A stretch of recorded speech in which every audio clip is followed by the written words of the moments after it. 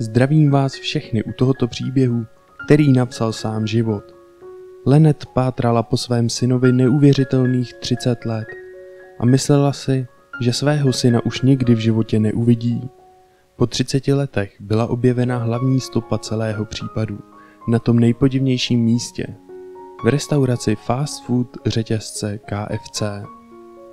Pokud se vám tento příběh bude líbit, nechte prosím pod videem like, abychom věděli, že v tom, co děláme, máme dále pokračovat. Žádné další zdržování, jdeme na neuvěřitelný příběh.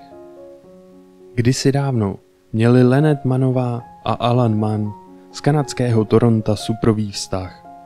Vzali se, měli společnou domácnost a nakonec se jim narodil syn Jermaine. Postupem času se vše začalo hroutit. Brzy si Lynette a Alan uvědomili, že jim to neklape. A tak se rozešli. Od té doby nastalo pro všechny velmi těžké období. Oba rodiče si prošli dlouhou právní bitvou, v níž se rozhodovalo o tom, jak bude probíhat střídavá péče. Soudní bitva trvala téměř celý rok. Po dlouhé době si Lynette oddychla a mohla pokračovat ve svém životě dál. Netušila však, že její problémy teprve začínají.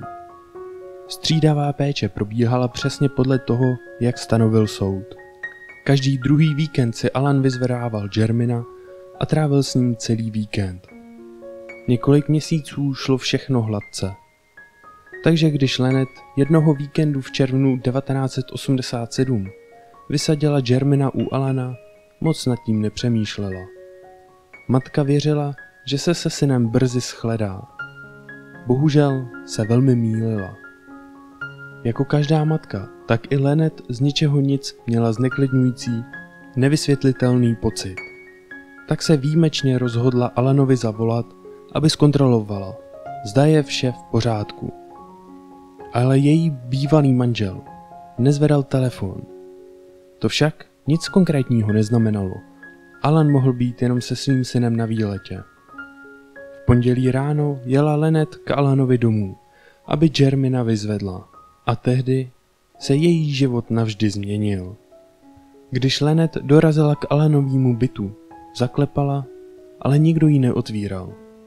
Ještě nikdy předtím se Alan nespozdil, ale velmi podivné bylo, že Alanovo auto nebylo na parkovišti tak jako vždycky. Lynette se sevřel žaludek, ale věděla, že musí zachovat chladnou hlavu a vyčerpat všechny možnosti, jak svého Jermaina najít. Zavolala tedy na policii a když se Lynette dostavila na policejní stanici v Torontu, vzali případ policisté velmi vážně.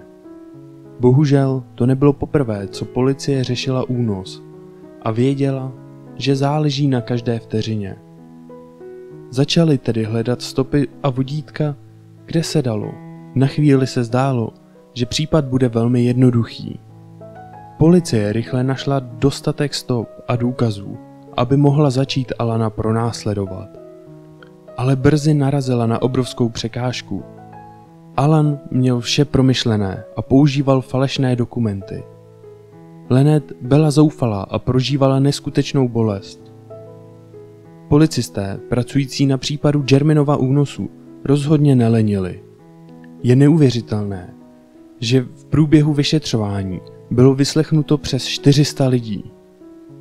Toronská policie nakonec usoudila, že Alan převezl Jermaina přes hranice do Spojených států a použil k tomu právě nelegální doklady. Situace se zdála být beznadějná. Zdálo se, že stopa po Jermainovi vychladla. Toronská policie však dokázala Lynette dát záblesk naděje.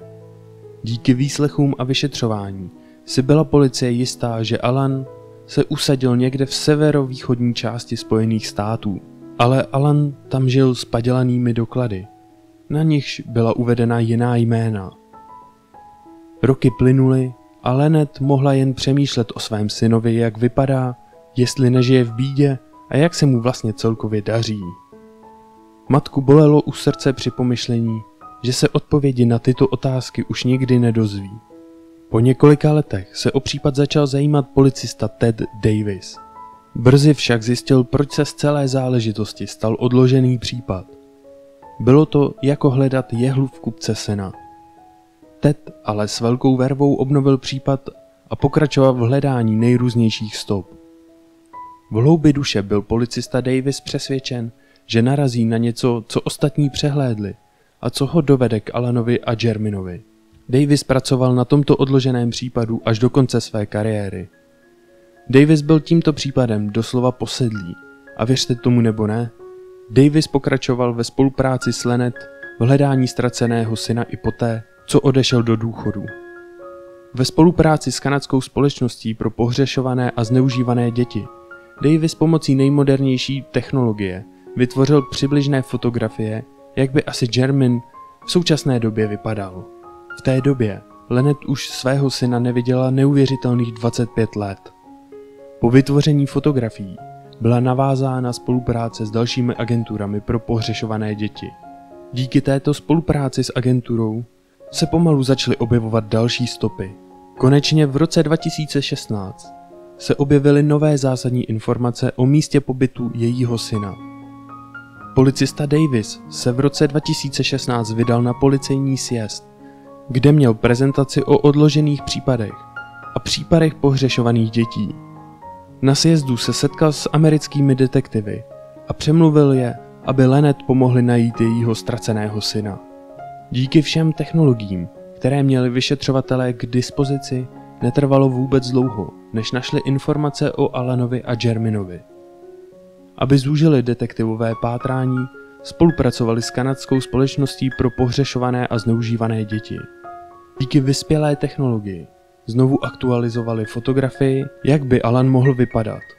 Následně začali detektivové porovnávat fotografie Allana s řidičskými průkazy, které byly vydané v Severní Karolíně, Connecticutu a v New Yorku. Jeden muž jménem Hailey DeSouza se Allanovi dost podobal. Že by konečně odhalili Allanovu tajnou identitu? Detektivům se nakonec podařilo zjistit, že Allan si ve skutečnosti změnil jméno na Hailey DeSouza. Udělal to proto, aby se ukryl před svou bývalou manželkou a také, aby mohl pobírat dávky na výchovu svého syna. Pod jménem DeSouza se Allanovi podařilo dostat dávky v hodnotě téměř $55 000 a $125 000 na příspěvcích na bydlení. Případ byl najednou pro detektivy daleko zajímavější a tak zvýšili své úsilí, aby našli Allana. Postupem času vyplouvalo na povrch daleko více informací. Kromě žádosti o státní podporu podal Allan také žádost o vydání nového rodného listu pro jeho syna Jermina. V novém rodném listě bylo pozměněno jméno a místo narození. Nelegálně vyplněné dokumenty však vyšetřovatelům poskytly mnohem více než jen Allanovu historii ve Spojených státech. Během několika následujících dnů se detektivové začali Allanovi přibližovat. Allana ale detektivové v jeho domě nenašli. Všichni místní policisté uznali obličej Allana, na kterého byl vydán zatykač. Místní policista, když šel na oběd do fast foodu KFC, uviděl u jednoho ze stolů povědomý obličej. Ihned zavolal detektivy a ty v restauraci KFC zatkli chlapíka, který se legitimoval jako DeSouza. Při zatýkání policisté odebrali DeSouzovi otisky prstů, které pak porovnali s párem, který měla kanadská policie. Otisky byly shodné s osobou, která byla vedena pod jménem Allan Mann. Allan s policií spolupracoval a ihned jim prozradil, kde najdou Jermina. Policista Ted Davis ihned tuto zprávu nevolal Lynette, aby jí nedal falešné naděje. Teď si chtěl nejdříve potvrdit Jerminovu DNA. Po potvrzení Jerminovy totožnosti nastal pořádný šok, jak pro Lynette, tak pro Jermina. Jermin se dozvěděl, že ho unesl jeho otec a že jeho matka ho nepřestala nikdy hledat. Od únosu uběhlo dlouhých a těžkých 30 let. A Lynette si vytrpěla mnoho a mnoho těžkých dní. Slyšet slova, váš syn je naživu, našli jsme ho. To je opravdu dechberoucí. Jak si asi dokážete představit, shledání bylo opravdu velmi emotivní. Matka nejprve nemohla uvěřit, že je to skutečné. Stiskla jsem mu hlavu. Chtěla jsem cítit, jestli je skutečný. Řekl mi: mami, máš moje oči. Objal mě, dal mi pusu a dlouho jsme se drželi, řekla Lynette v jednom z rozhovorů. Když se Lynette a Jermaine setkali, nezůstalo jediné oko suché. Dokonce i kanadští policisté, kteří toho za svá léta viděli už poměrně dost, se přistihli, že jim tečou slzy.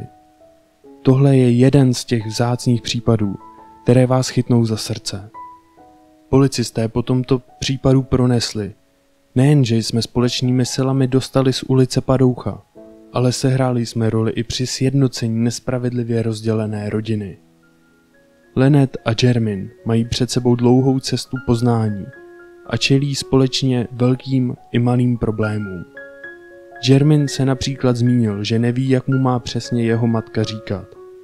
Celý život nosil totiž jméno, které mu přijde nyní jako lež.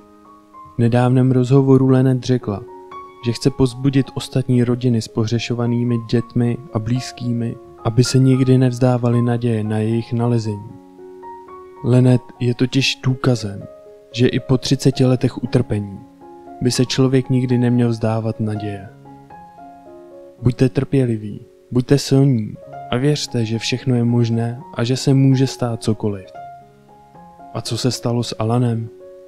V tuto chvíli Alan čelí obvinění z podvodu a únosu nezletilé osoby. A to hned ve 2 státech najednou. Alana tedy čeká asi dlouhý pobyt za mřížemi. Příběh Jermaina a Lynette je příběh lásky a dobrých zpráv. Má šťastný konec a to vše díky síle lidí a technologií, které se spojily, aby pomohli najít pohřešovaného chlapce. Existuje však mnoho dalších ztracených nebo unesených dětí, které se zatím šťastného shledání nedočkaly. Jermaine a Lynette by vám měli sloužit jako připomínka toho, jak je důležité se nikdy nevzdávat.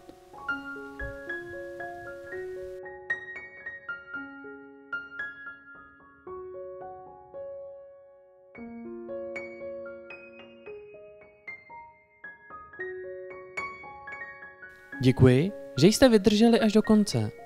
Pokud se vám toto video líbilo, dejte prosím like nebo odběr, aby vám neunikla žádná novinka. Budeme také velmi rádi, pokud se s námi podělíte o vaše zkušenosti nebo poznatky do komentářů. Já se s vámi loučím a uslyšíme se brzy u dalšího videa.